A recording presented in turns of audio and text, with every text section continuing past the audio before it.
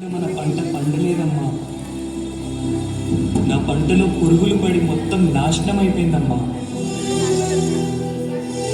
ఈసారి కూడా వర్షం పడకపోతే పంట పండించలేం తల్లి.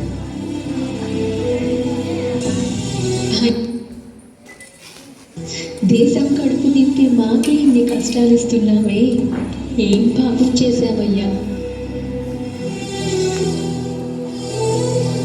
మన ఊపిరి ఉండే వరకు మనకెన్ని కష్టాలు వచ్చినా కానీ మన ప్రయత్నం మాత్రం వదలకూడదయ్యా.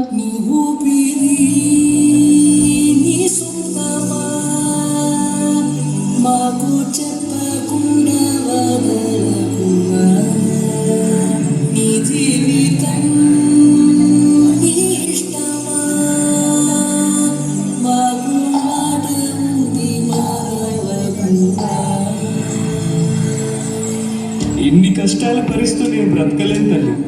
దీనికి నా చావే దిక్కు.